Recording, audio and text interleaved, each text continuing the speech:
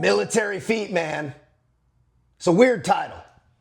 And it's kind of meant to be. And also, I didn't really know how else to frame it. Military feet, man. Your feet, the state they are when you're going through military pipelines, in the military, going through different cells, training, whatever, just living that daily military life. Military feet. Now, the picture on that thumbnail, dude, that's my heels. That was my heels in the French Foreign Legion coming off of one of our formations, our training, our initial trainings as new guys at the Mountain Regiment. Now, I had new boots. The boots actually were pretty good out in the Foreign Legion. People ask me about gear sometimes. The gear was okay as far as boots and mountain stuff. The mountain gear was pretty good. They weren't short stroking you on the gear, but they were brand new, and I didn't really have time to break them in. And I've never really had feet problems as far as like the shape of my foot in boots. A little bit of a caveat or a little asterisk with that is in SEAL training, in first phase, I got MRSA on the top of my feet, from my Bates boots, the boots they'd issue us then, they might still do it, being a half size too small. They were a little tight on my feet. I needed the wide feet. I got like fucking hobbit feet, man. They're wide.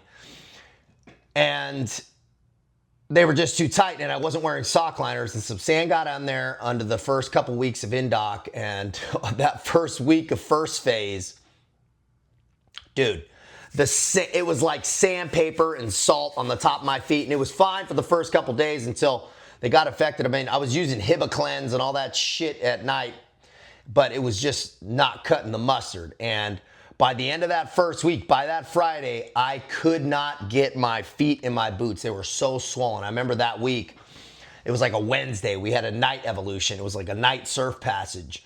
And my feet, that dinner, I was laying in the parking lot, ate, and I went out in the parking lot waiting for the other guys to finish, and we would kind of wait to group up. And I would lay on the hot asphalt, and I had my feet up trying to drain them.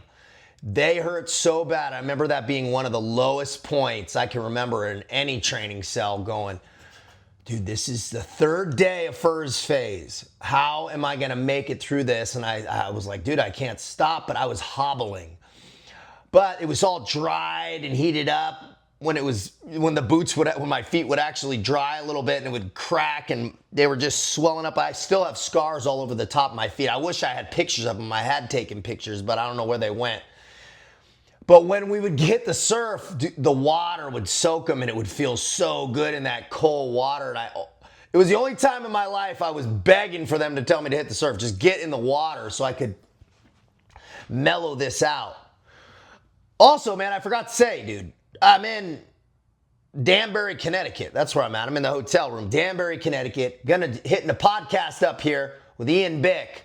So stand by. That's going to be a good one. That'll be dropping soon. But I digress. Hitting that water felt so good.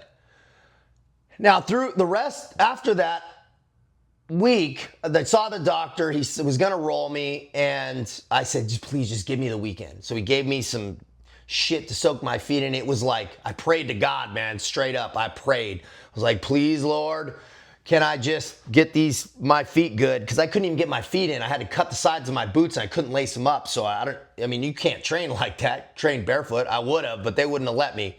And I'm not sure how the O course would have gone. That weekend, something miraculous happened. My feet healed, and I went to a military surplus store and got a pair of boots, used Bates boots that were broken in, and I still have them in my shadow box that I passed with those boots through Hell Week. They were half size bigger with the wides, and they worked perfectly. I never had an issue since. Fast forward all those years, man, I had some issues with some frostbite one time up in Alaska for our mountain weather training, our mountain cold weather, mountain warfare shit in SQT. That was powerful. We had to cross some rivers at night. We were on an FTX. It was crazy. Blizzard came in. We could not dry our feet out. Finally, when I got a chance to stop, I was heating my feet up over my Bunsen burner, like thawing them out. I could feel the shards of glass like pumping through my toes. Fast forward a few days later, an officer with us didn't do that thaw out process. He just kept the shoes on. He's a tough dude, but almost too tough in this sense because he just didn't want to look at it or deal with it. He almost lost all his toes. He got frostbite on almost half his foot, definitely all his toes, and it was wild watching those reheat, man. His toes looked like clear sausages that were like translucent yellow, orange, and they were about to burst when they heat back up. He couldn't even get on the plane with us on the way back because of the pressure. They didn't want his toes to pop. He got rolled back, almost fucked his career up with that. Take care of your feet. Just like Lieutenant Dan said, man, with those socks, right? OD Green. All the way through to the Legion. No foot issues, man. I had no issues with my feet. Always had good shape of my feet or whatever. But this particular hike, this march, holy shit. I started, felt okay.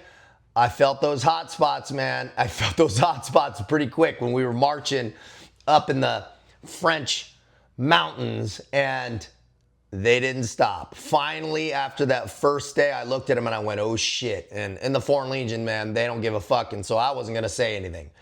But when we stopped, they only let you stop for a little bit, put your little camp up, and then they're always calling you, playing fuck games, whatever. Dude, it was a nightmare trying to get my feet on. I was trying to cover them up with, some tape or something, but dude, it would get all wet and it would fall off, and when it would come off, they would peel, dude. And as you see, it was not a pretty picture.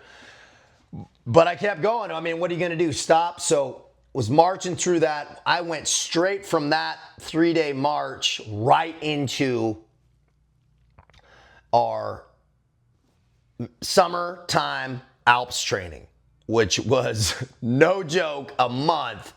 And I was just trying to keep those things taped up. I would get up and go to watch, dude. My feet, it was like me reflecting back to that seal. They were swollen on the back heels all the day. Pain. It was a pain train. And guess what?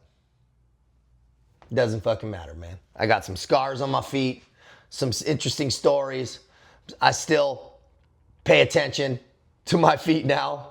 Hyper aware, man. I still don't like getting my feet wet if I can avoid it, or at least I like drying them out when I can. All good times, man. Those scars remind me. Those scars remind me of all the miles these feet have done, man. Look at your body, man. Look at those scars. Look at your feet, man. Think about all the steps, all the miles, all those hard roads you've walked. Don't forget that. Don't forget those hard roads and the thing you've powered through. You've gone through some tough shit. You're going to go through some more tough shit. All we can do is just dig back to that bag of experience that we have and keep on pushing. It doesn't matter, man. A lot of it's in our head. Some of it's physical, but it all heals, man. What do they say? Pain's temporary, victories forever, or whatever that is. Man, it's pretty true. Pretty true that these little abrasions we get, these little pains we have, man, we look back. It sucked at the time, but man, it's all just part of the game. It's all just part of the game. And that's physical, psychological. We keep powering through. We keep getting stronger, keep getting better. One foot in front of the other. Those military feet. Doesn't matter if you're in the military or not. This is all about powering through. It's about powering through when it fucking hurts and it fucking sucks. Be smart. Out here.